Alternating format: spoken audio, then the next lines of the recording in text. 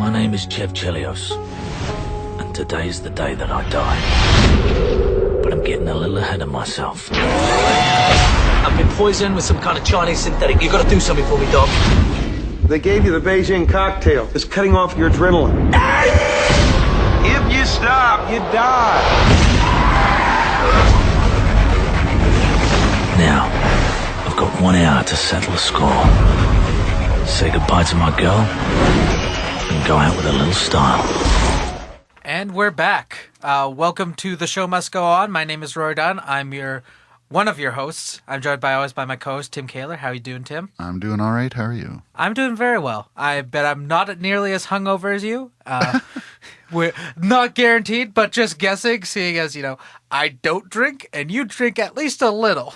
Yeah, well, definitely. I wouldn't say I'm hungover, but yes, I would be feeling a little bit more under the weather than usual. Than you are. Yes. Yeah. So this is the podcast where we pitch sequels, prequels, or spin-offs to films that never got any, or, as in the case of this episode, we complete a trilogy. Mm-hmm. And so last episode, we pitched the sequel to District 9, yes, which was your choice. Yep. And the votes came in, and the winner, Project Commoner. Oh. I'm sorry, Tim. That's all right. I took it. I think they're turning again. When it's our ideas now, they're just like, fuck this guy. We don't want his dreams to come true. We'll just vote for the other guy. It's because now we flipped, right? Yeah. Yeah. Because you won Mystery Men. Yeah. And I won District 9. And now... I think that one, that episode, both, I liked both of our stories equally. Yeah. Yeah, I was like, oh yeah, those are both kind of good. Yeah, for the Mystery Men, I actually told people I thought yours was better. Yeah. So that one I'm not too sad about. Yeah. But so now this episode, we are doing our first trilogy. We've decided to complete what I think maybe should be the greatest trilogy of all time. In the action movie genre. Let's put that in there. It won't surpass Die Hard, but I think it could be underneath Die Hard. Okay. In action. We're doing Crank 3, everyone. Yes. So this was your first time watching any of the Cranks, Tim. It was. Yeah, I watched Crank yesterday and Crank 2 today. Crank 2. High Voltage. Thank you. Yes. And they were okay. There were a few times that I chuckled, and John and I were talking about it earlier today, and I was like, there's a lot of times where in the movie I was like, they just needed to figure out what kind of movie they were wanting to make. Mm-hmm. Because sometimes I would be like, oh, I see, they're trying to do a really ridiculous B-movie type of movie like Machete. Yeah.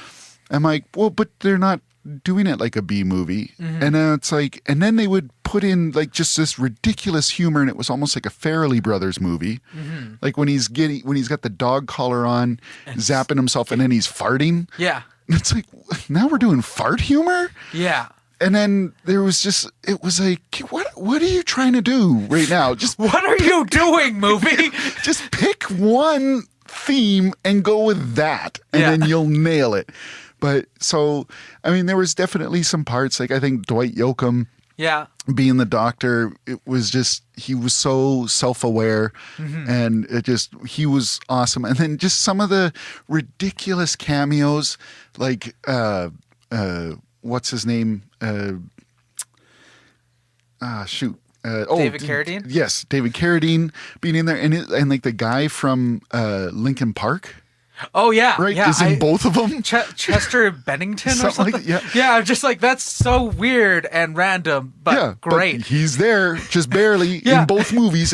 When you see him in the first one, I'm because he's oh, yeah, use the nasal spray. Use the nasal spray. I'm a drug addict. Use the nasal spray. And then in the second one, he's the guy that's rubbing up on his arm at the track. And it's he's there again. And why would he be at the track? Who cares? Yeah.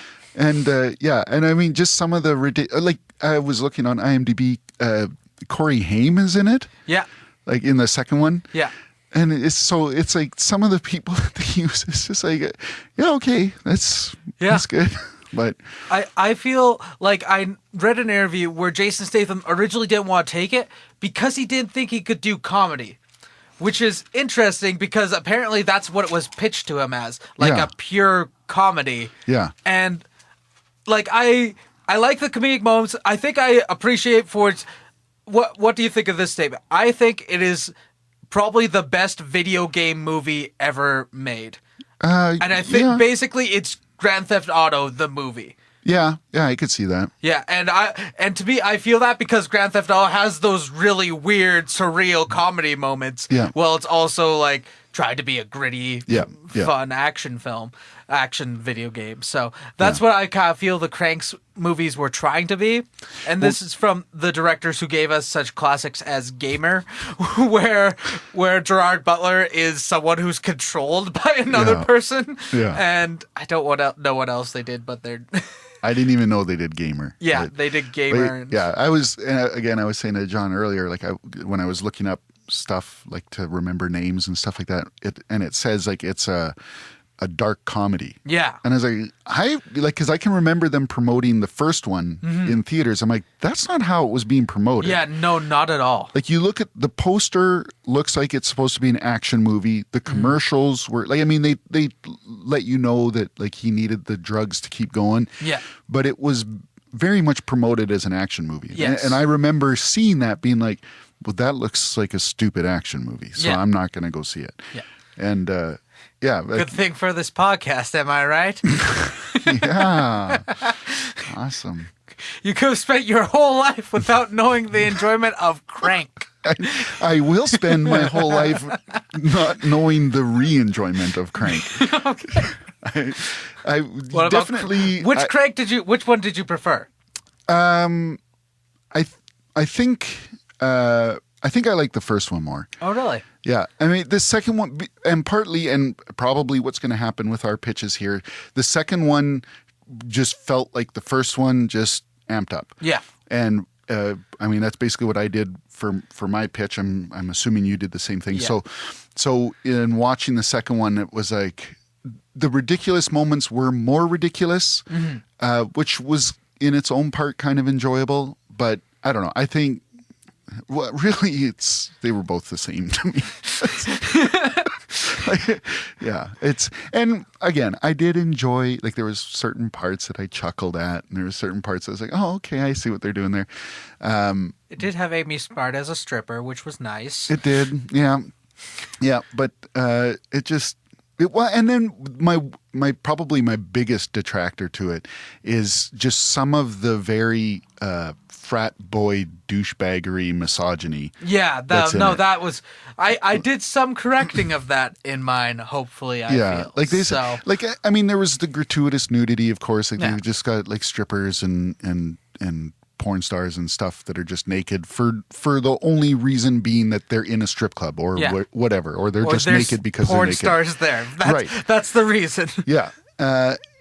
So fine, whatever. But then like especially in the first one when like he basically starts raping her in front of a huge crowd of people. Yeah. And then it's like that whole like, you know, rape culture thing where it's like, oh, well, as long as the guy keeps trying, she'll eventually want to. And then that happens. And it's just like, seriously? Come on. But whatever. It's... Yeah. On a side note, for that porn star scene, I read this. Ron Jeremy, the porn star, wasn't invited to be there. He just showed up because he assumed that they forgot to call him. Which is something only Ron Jeremy, I think, can really do. He's just like, oh, they're getting porn stars, but they didn't call me. I'm the only porn star. They must have forgotten my number. Yeah. Yeah. All right. Well, after that interesting, fun discussion of the first two, let us start with the pitching of Crank 3, which they say is guaranteed to happen. Both the directors and Jason Statham say they are going to make Crank 3. Yeah. So this is a high chance of us being able to sue them within the next 5 years. I have a pretty good feeling, though, that whatever Crank 3 is, anyone out there who has seen Crank 1 and 2 has probably come up with all of these ideas. I don't think there's much more you can go. Well, we'll see. Who knows? Maybe we'll have zero overlap. Hold on. Mine has a lot to do with outer space. So Oh, Jesus. no, it does. I wish it did. On now. this planet, an hour passes and it's 7 years on Earth. What? Isn't it Interstellar? All right. So my choice. It was my choice to do Crank, much to your dismay. So I will pitch first. My film is Crank 3, Cold Snap. Okay. So we opened on the last scene of Crank 2, much like we opened on the last scene of Crank 1 in Crank 2. Yeah. So he's on the operating table. I don't know if you watched to the end of the credits. Probably not, because it's you. No, as soon as the director's names came up, I turned it off and moved on with my life. You haven't moved on quite yet, Tim. Hold on. You got at least one more hour of this in your life. I was very begrudgingly pulling out my notebook to make, now I got to write about this? All right. So the final scene of Crank 2, he was lit on fire Yeah. and he's burnt to a crisp, basically. Yeah. He's got third-degree burns over his body. He's at Doc's place in the basement or something. Yeah. And he dies on the operating table and they're let out of the Everyone room. leaves, Cut yeah. to credits. Yep. At the end of the credits, it's a close-up of his face and his eyes open.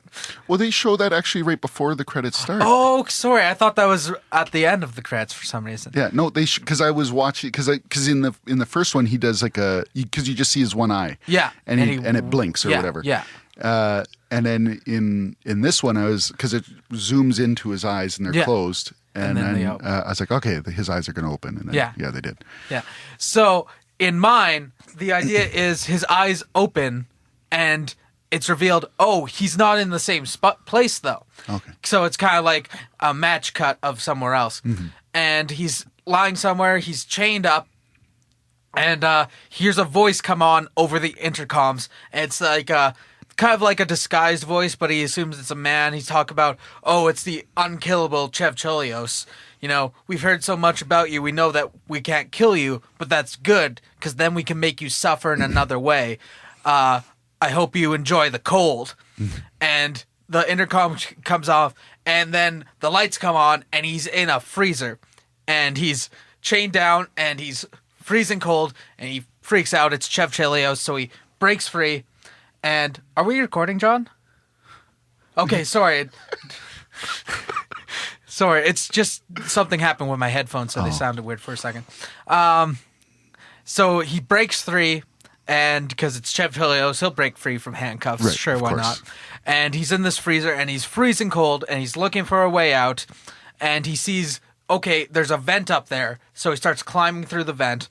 And then he kicks down into another room where there's a guard there who had decided he's getting a blowjob, and that's why he's not watching the screen of Chev Chelios dying, because that's what would 'Cause happen they in a have to have Crank sex movie. in there somewhere. Yeah. Yeah. So he kills the guard, but then he realizes that he's actually basically, like, his hands and feet are basically frozen solid, and he actually breaks off a pinky while he's killing the guy. He punches him, his pinky breaks off, and I just thought it would be good. That was my favorite pinky. So that's I'm going to do lots of Jason Statham impersonations. Really bad Jason Statham impersonations throughout this.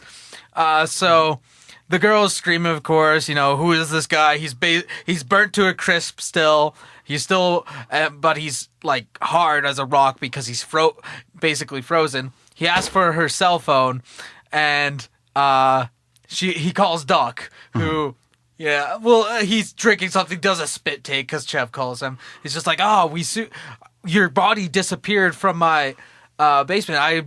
I didn't know what happened. He kind of just assumed, oh, someone took his body to do something disgusting with because it's Chev Chelios Right. that would happen to him. And he's asked about the guard said that it was El Diablo that got him here. So he asks, who is this El Diablo person? Apparently, it's this new drug lord, new crime kingpin who's moved into town. Chev has been gone for like a month or so, just like in the second one. For some reason, like, it doesn't seem like it would have been that long, but sure, we'll just say a month so that we can establish a new world. Yeah. So he's gone, and there's this new kingpin. He's come in, he's killed basically all the other gangs off, And so there's this new drug pin, but they don't know who it is or what's up with them, where they came from or anything. So, and then Chev says, I'm freezing cold. I'm so cold, I can't do anything. And then the doc's just like, oh, they must have taken out your hypothalamus, which controls your body temperature. Anytime you're expending energy, you're losing heat. Eventually, you're just going to freeze and die from the cold of yourself. You gotta stay warm, Chev. You gotta stay hot. How am I supposed to do that? I don't know. You gotta do you have fire or anything? And he looks around and there's a boiling pot, there's a pot of coffee, and he dumps that on his hands and feet to warm them up. And he's just like, you just gotta stay warm, Chev. As soon as I get back, I decide he's going to be away again, like in the first one, because he could have fixed this right away if he was there. So he's just like, he's on a plane. Yeah. You got to stay warm, Chev. He's just like, I'll do that, but I'm going to get El Diablo first. And so he's, after pouring more hot water on himself to unfreeze himself, he goes off to, I decided he'd go back to Orlando, who was the black gang member that he went to in the first one. Did he go to him in the second one? I don't think he went to him. He just showed up at the shootout. Yeah, right. So I decided he'd go back to him for more answers, and he'd get to the house, and they'd be talking and stuff, and Chev would start drinking hot sauce. I thought would be a good, fun little thing he'd do. And then I thought it would be really funny if the other gang members were like, you can't just come up here because you think you're black now because he's all burnt. He's just like, no, that's not what. And they start fighting him because they think that he's in blackface, but he's just burnt. And there's that good old racial humor that Crank is known for. You know, subtlety. That's the Crank way. Which I just need to put in the second one. When the Mexican guy is saying to the Chinese guy who's got Chev's heart, and he's like, "Oh, do you like sushi?" He goes, "No, you idiot. That's Japanese people. Chinese people hate it." And he's like, "Well, we want that heart." He goes, "It belongs to the triad." It's like, wait a minute. Triads are Japanese. No, triads are Japanese. I mean, Chinese. Right. Yakuza is Japanese. Oh, okay. Never mind. There goes my whole thing. There you go. That's what you get for trying to question the logic of Crank, Tim. You get proven a fool. You could have gone with any other scene in the movie. This movie is ridiculous because of this. Actually, no, that was accurate. Oh, all right. Well, then I guess the movie's not ridiculous. Okay, sorry. I sidetracked. So he gets in a fight there. I thought he continued to pour hot sauce on himself or drink hot sauce, and that's how he'd get through the fight alive. And then Orlando tells him, oh, El Diablo is running a prostitution ring out of these old factories down in the old warehouse. So Chev heads there next. And he gets there, and what kind of factory could it have been but a fireworks factory? And he gets there, and then it's kind of a twist, I decide, that he assumes, oh, it's a prostitution ring, there's going to be lots of, like, women there. No, it's a male prostitution ring, and they're servicing a bunch of ugly older women, I decide. Why not? Let's just throw some more misogyny on top of I'm sorry, Crank, I'm sorry to sully your good name. But we'll do that. It's a male prostitution ring. Yeah. And he's recognized once he gets there. And so he's decides to attach some old fireworks to himself and light them to fight. And I just like the idea of a firework on the forearm while he's punching someone. Sure. And the building's lights on fire. I thought it would be funny to bring back Chester Bennington or whatever. Yeah. He'd be one of the male prostitutes. Why not? Oh, of course. Yeah, because he needs another cameo. Yep. And I'd give him a bit more to do than just being rubbed against, as in the second one. So he would say, "Oh, you're looking for that cold bitch," and then it's revealed El Diablo is a woman. Oh. Yes. So it's a female villain this time, which hopefully will offset some of the previous errors that has been done. So you're looking for her. I know where she lives. If you take me to her, and then he's shot. He gets killed by someone else. And So Chev we'll never see him again. never see him again. right. Well, we have to fit. There can only be 3 cranks. Of I feel. course. Yeah. It would be ridiculous. How would you carry on from this one, right? So Chev fights more. He's basically on fire again because he's around these fireworks. But I like the idea of he's getting beat, and then a firework lights up and kills the guy who's about to kill him or something. And he goes outside, and a motorcycle pulls up, and it's Eve. And now it's been a while, but Eve has become a contract killer to avenge Chev. She's because I wanted to make her a better character in general. So I thought, it'd be a nice turn if she went from pure damsel in distress to someone who was maybe, in the second one, she handled herself a little bit better, I felt. And now she's kind of done the complete turn, and she's now just Chev's counterpart. So she's on a motorcycle. She signed up to be a contract killer. And a lot of gangs have been after her to get El Diablo. They want to kill her. And now, with the information Chev has, they can go do it. So he gets on the motorcycle, but of course the air is keeping cold. So to stay warm, he's got to basically drag himself along the road for the friction. He can't just touch the engine. No. Oh, of course not. No, why? No, he's riding behind. He can reach forward, but he would lean back and rub his head against the tire as it's speeding down, and I thought about that. Yeah.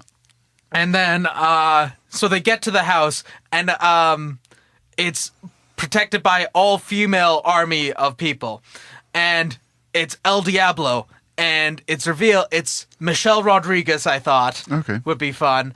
And she is the sister of the 3 brothers he's killed so far. Okay. So I just kind of thought, okay, Chev would go in and he would light himself on fire just off the bat. He'd be like, I'm no going back from this. Oh, sorry, I forgot. On the way there, he gets a call from Doc being like, okay, I'm back. You can't come see me right now. If you don't come see me, I know you've been heating yourself externally, but you're going to just shut down completely if you don't come see me right away.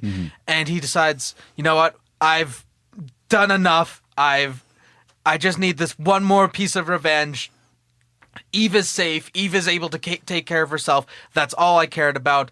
I want this revenge, and then I'm free. So he decides not to go to Doc, and he doesn't tell Eve, of course.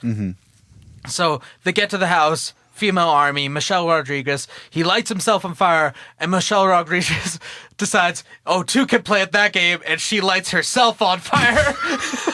Because why not at this point? Big fight. Everyone dies except for Eve and Chev, and then El Diablo would be left there, of course, but she would die eventually. I didn't really plan that one out too much. It's just kind of like it's a fight scene. Yeah. And then Chev is lying down. He's about to go, and Eva's just like, we need more friction. And then we end with the sex scene. Oh, okay. There's the sex scene. You were waiting for it. I was wondering, where is it going to happen? But it's at the sex scene, surrounded by all the dead bodies and a bunch of fire as the house is on fire and everything. And she's just like, you got to stay alive. Well, trying to get him alive with friction. Friction. I say it with air quotations for those listening, not here in the room. They used friction in the second one too. So, yeah. So yeah, and then he dies, but as she's going, zoom in on the eyes, and they open once more. Of course. There you go. And that is Crank 3, Cold Snap. There you go. Any questions? Oh,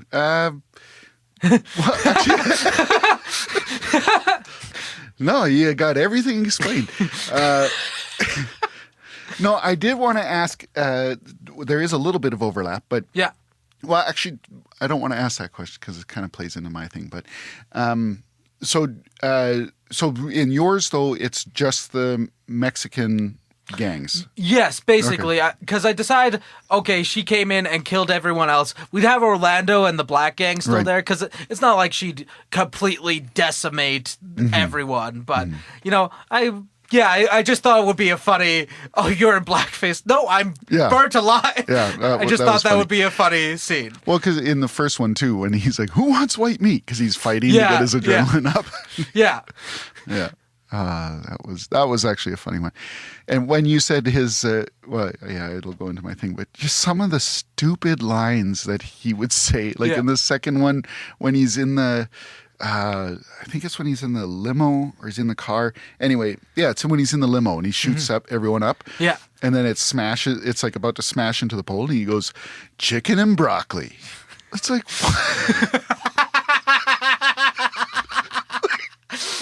it has no reference to anything. It's Cockney. He doesn't even smash into like a Chinese food restaurant or anything where it would be like, oh, that's why he said it. Yeah. No, just chicken and broccoli. I imagine there was a long, 10-minute delete scene that explains the chicken and broccoli. Of course. Of course, yeah. And they couldn't put it in there because they had to keep it under 90 minutes. they 70 minutes, right? Yeah. Isn't it? Yeah. I think the second one is 83 minutes. Yeah. No, we don't want, this is getting to be too long. Yeah. All right. So we're going to take a quick break. And when we come back, we're going to hear Tim's idea. Yay.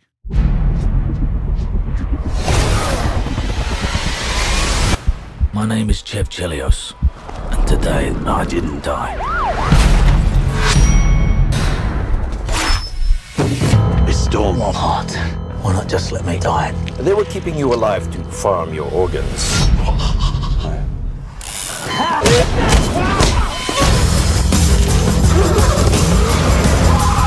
They gave you an artificial heart?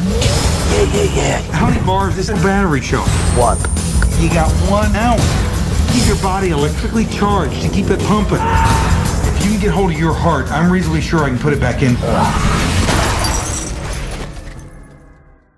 And we're back. So, Tim? Yes. I hand the reins over to you. All right. So mine is Crank 3, Gas Guzzler. Oh, yeah. So, just like yours, we open at the ending of Crank 2. After Doc leaves, everyone leaves the hospital room thinking that Chelios is dead.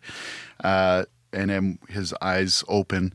Yeah. But then they just close again. Sort of like how in the ending of the first one, we still assume that he's dead. Yeah. Then we see the Mexican gangbangers show up. They blow out the back of the wall.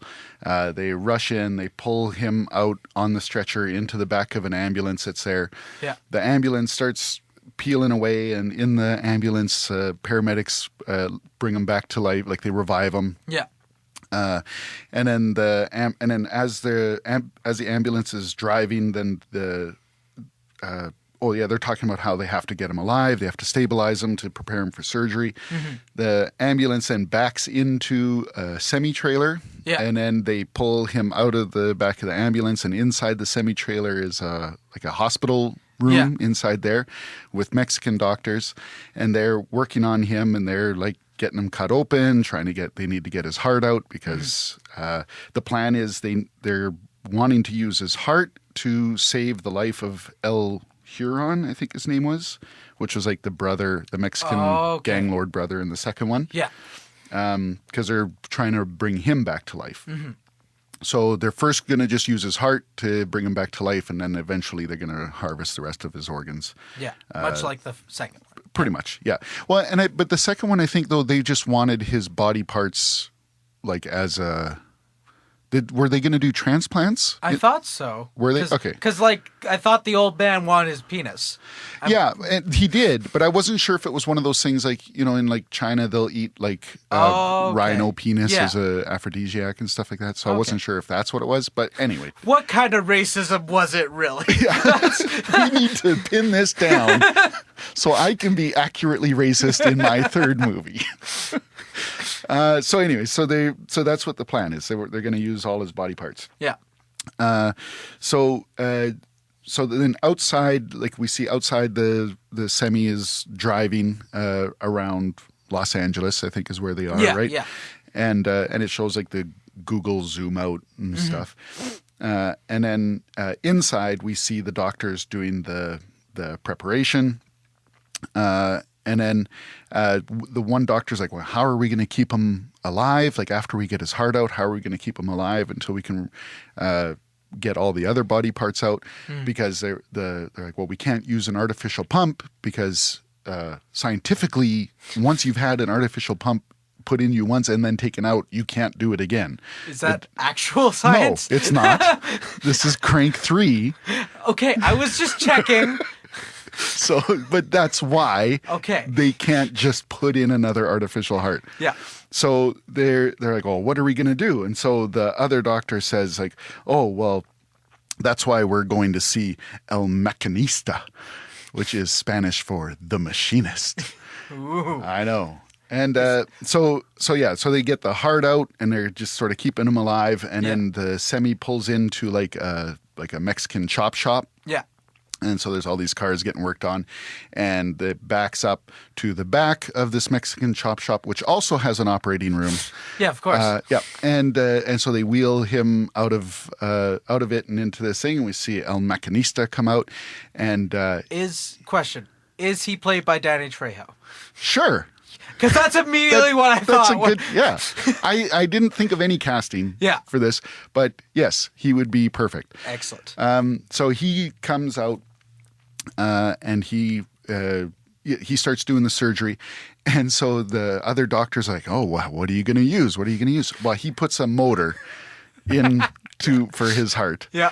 But then he starts cursing at the doctors because he wasn't properly prepared. And they're like, what are you talking about? So he cuts further down and he takes his stomach out and puts in like a gas tank. And then he pours gas down his mouth into the stomach, and he gets the heart started up and it starts pumping and everything. Is it a pull? Yeah. Yes. It's like he's got to get it like and he gets it going. Once the heart's going, then he starts to sew him back up. And as we see him stitching him up, you see a Chevy symbol on because his name is Chev. So it's a little Chevy symbol on there. I'm sure Chevy's not going to give their licensing to this, but they'll just do it. Are you kidding me? Chevy was like clamoring to be part of the Crank franchise. I'm sure they were. This looks like something we would love to associate our brand with.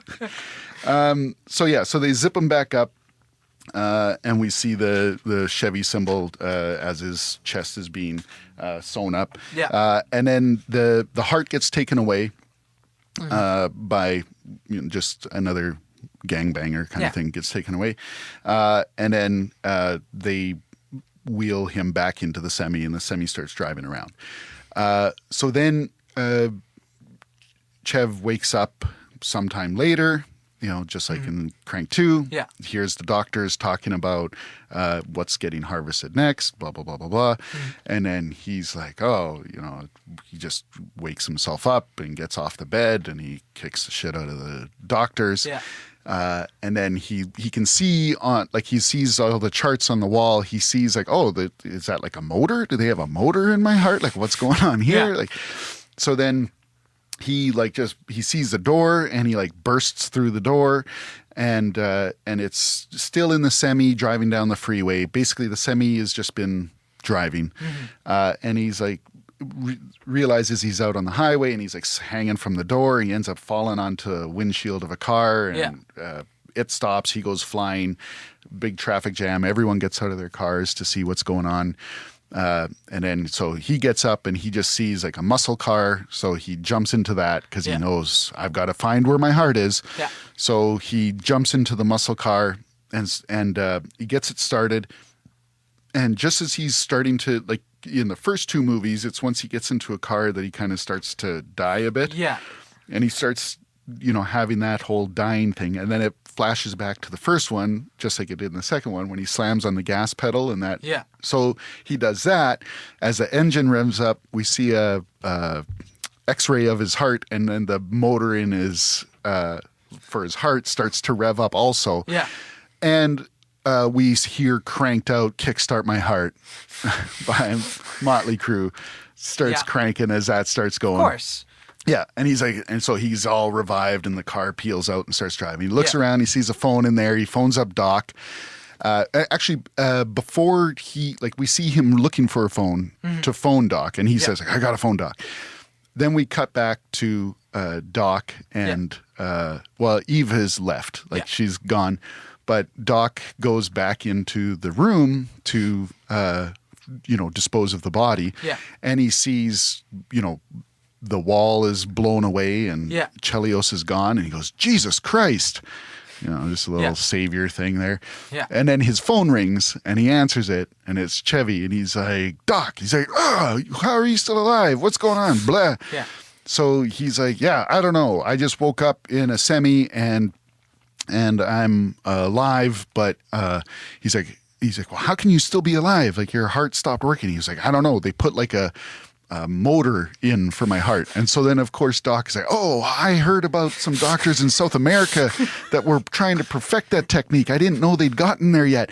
And he's like, where's your fuel source? Do you have like a pouch attached to you? And he's like, no. And he's like, where would they have put the fuel source? And he's like, I think I saw in the schematics, they put a gas tank in for my stomach. And the Doc's like, well, that's economical. And then, so then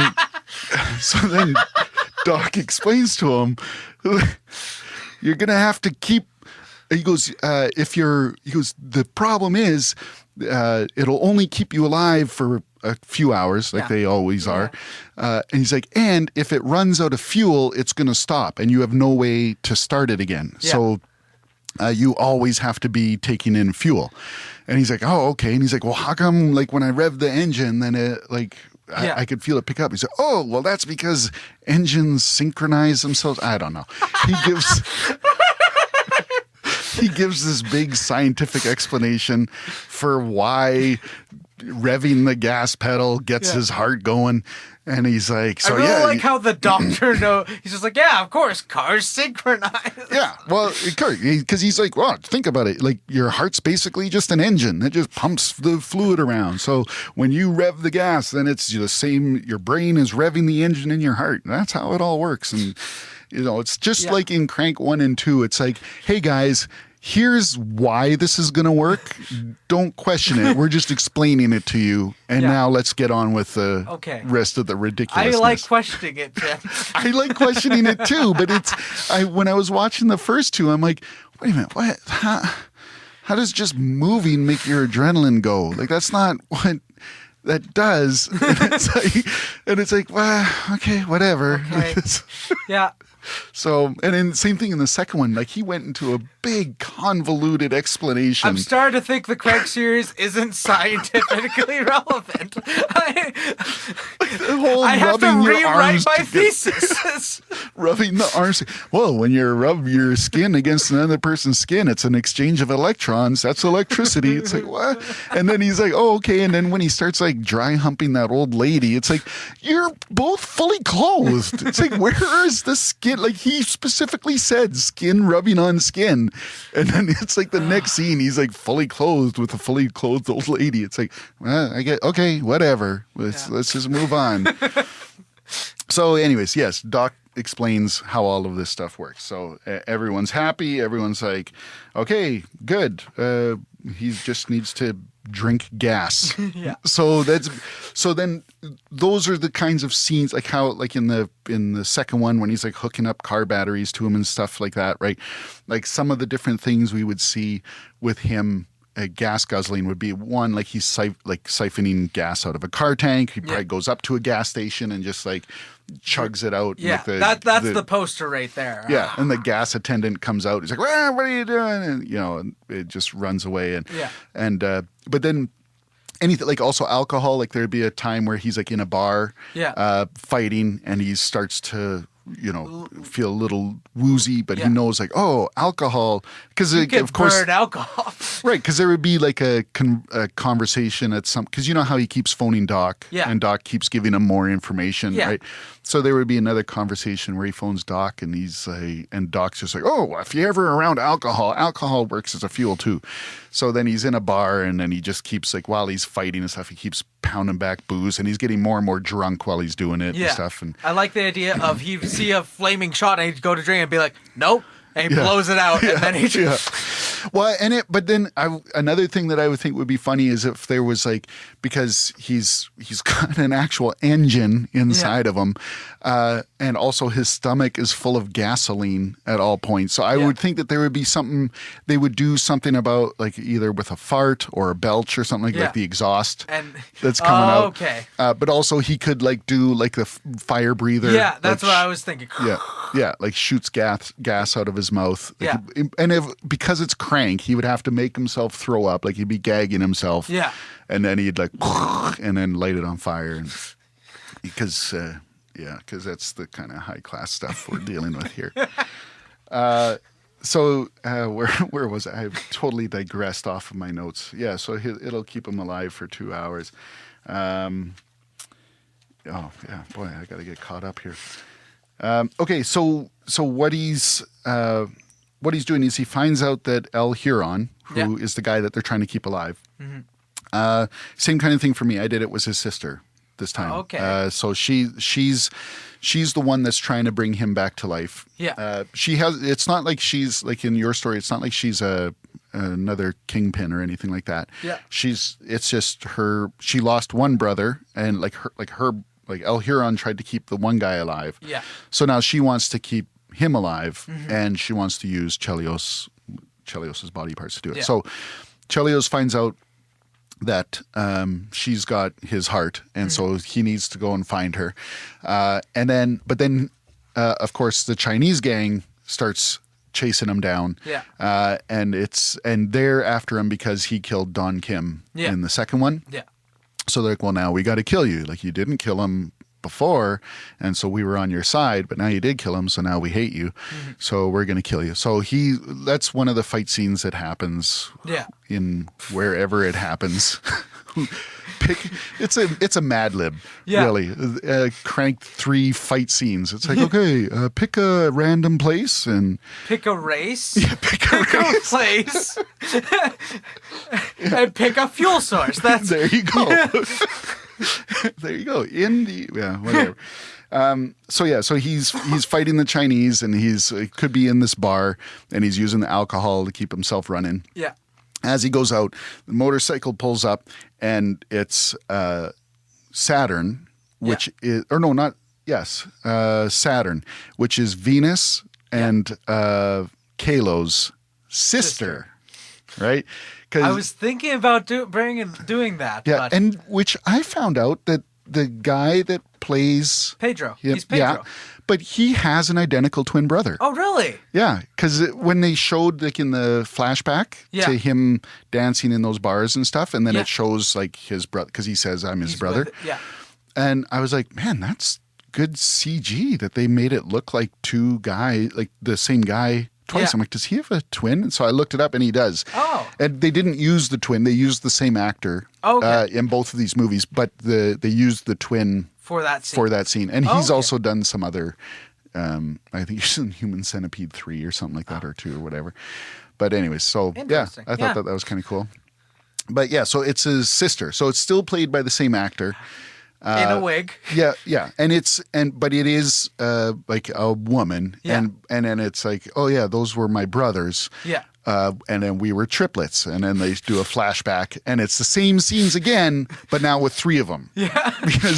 Because in the first movie we just saw the one guy, and then in the second one we're like, oh, that was my brother, and then for them to establish it, they're like, no, remember we showed you that, and then they flash back to it's like the scenes they showed us in the first one with him, the twin in it. It's like, yeah, no, we told you guys that. Remember? It's like, so then they do the same scenes again, but now with the sister in there. It's hilarious because I almost had this exact same thing in mind, but I just cut it out. I'm just like, I don't know what I'm going to do with the sister in this. There you go. Well, she's just there to transport him from point A to point B. Yeah. So as they're driving on the motorcycle, and then like he starts like sucking gas out of the motorcycle gas tank, and it runs out of gas, and so then they pull over, and then they've got one of the Spanish gangs is coming after him again, and so then he gets saved. Like a car pulls up, and then it's Eve is in the car, and I haven't progressed her character at all. She's still it's the same day basically. Yes, right? It is. Yeah. So she's still basically the same person, but before he leaves Saturn. Yeah. She tells him like, "Oh yeah, I know where that the girl is. She's at the Super Bowl." And so he gets into the car, and then he's like, "Okay, we got to get to the Super Bowl because that's where she is, and she's got my heart." And who knows why she's carrying around. Same as in the second one, the guy's just running around with a heart in a box. Actually, we don't know what's in the box. Remember? He thought it was in a heart, but then he opens it up. He's just like, "What is this? Why would anyone carry this around?" Remember that? That may have been the part that I fell asleep. Don't tell them that you fell asleep watching this movie. In the second half of my viewing, I watched Crank 2 over 2 different periods. So I had maybe 45 minutes to get through it, and I fell asleep during a portion of it. So yes, he did not have the heart in it. It wasn't revealed what was in the box, but Chev was disgusted. So then by where it. was his heart? His heart was in David Carradine. Oh, okay. Yeah. Okay. Because I was wondering when I saw him, I'm like, well, how come there? Anyway, okay. So how did he get into David Carradine? They did surgery. Why did he get it? Because that was the person. Oh, that was the guy that wanted it. Yeah. Oh, okay. Yeah. Okay. Boy, how did I miss all? Like, how long was I asleep in this movie? I would imagine it was like 10 minutes, but it must have been the only 10 minutes that had actual plot progression. Yeah, there's literally 5 minutes of plot in this movie, and you missed it all. And strangely, I still had enough to make up a whole third movie. Okay, so they're going to the Super Bowl, right? And the girl's got the heart, and so they're going to the Super Bowl. So they get there, and they're running around, and he gets separated from Eve, of course, and then he's trying to chase down the girl, and he starts to get all woozy and stuff. Mm-hmm. So he phones Doc, and Doc tells him that, oh, well, you need to jumpstart your heart. Yeah. A little throwback to the song that played. And then he's like, oh, what? And he's like, yeah, you just need to do like some kind of like a motion just over and over and over again that's really going to get you worked up. And he's like, oh, what? Blah. So then, of course, him and Eve have sex at the Super Bowl. Yeah. And because it's happening live, it's televised. I figured the first time they did it in Chinatown with a big crowd, the second time they did it at the racetrack, I'm like, how can we have more people watch these two have sex? Yeah. At the Super Bowl, probably during halftime or during the game. Well, Motley Crue is performing halftime. Yeah, there you go. They're playing Kickstart My Heart. Fireworks are shooting off. By the way, this cheering. is set in 1984. No, it's their comeback tour. It's just like whatever. And then they have, who knows? Lady Gaga's going to perform it with them. Yeah. And it's because it's televised live. They can't cut away, and so the whole world is watching it. And of course, they have that stupid news guy who's talking about like, oh, that guy that did the two terrorist thing or terrorizing things. Now he's at the Super Bowl having sex with his girlfriend. Yeah. So that happens. Yeah. So then he finds out that the girl is taking it to her wherever her estate is. Yeah. And they're going to put it in he realizes who knows how he finds any of this information out. So at some point, someone relays it to him. And then he goes. So then he's like, okay, that's where I got to go. Yeah. So he gets there. And now our endings are kind of similar. Now, in mine, I had it end much like the first and the second one. It starts off with him having his big showdown with her. And my girl, this is the only casting I thought of would be Salma Hayek. Oh, okay. But so he has his whole big conversation with her. He sees the body there with the heart, like it's in him already, but it's not sewn up yet. It's still open. And so he's like, okay, we got to do this. This is happening. Then the Chinese gang comes in because they want to kill Chelios. The black gang comes in also. Then there's also the Chinese girl, like from the Social House. Yeah. They're there. Basically everyone that has been in Irish every Mafia movie, that is still alive. They are all there. Yeah. Because it's all going down.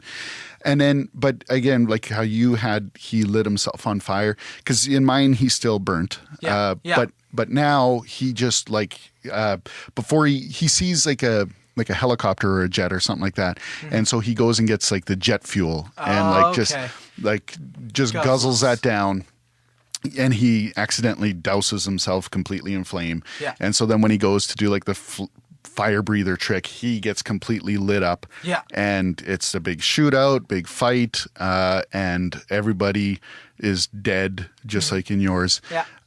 And I was trying to think of like some big way for him to die. Because I did kind of like in the first movie when he's falling from the helicopter and he phones Eve. Yeah. I thought that was kind of cool. And then and then him like dying on the street. Yeah. I thought that was kind of a cool way to end it. The second one, I was sort of like, it wasn't as good. He's on fire and he just gives the camera the finger. Yeah. It's like, why are you pissed off with us? We sat through this with you and you're mad at me. So no, it was just a fuck you for having you paid for this. Yes. Way to go. So I was trying to think of some like extravagant way that he could die at the end, and I couldn't come up with something. It could be anything. It could be they go underwater and they fight down underwater. Who knows? But of course it ends in the same way where he's dead. And but in mine, because it is the end of the trilogy, it was going to be his eyes are open looking at the camera and then they close. Yeah. Oh, that's nice. Maybe mine should be that too. Sure. I can change mine. Retroactively, that's my ending now too. I said it first though, so. Okay, voters, keep in mind Rory is lifting my ideas while we pitch them. All right, so those are our pitches for Crank 3. So you can go online to our Facebook page, facebook.com/ShowGoPodcast, or just search for The Show Must Go On. And we will have the poll up there. You can vote for which one of those two movies you would rather see. But I personally would want to see both. I think they should both be made and simultaneously released, and then see which one gets more money. And then they'll just split off constantly. Every scene, they'll just keep making more. So then there will be 4 more and then more. Like a pyramid scheme of Crank.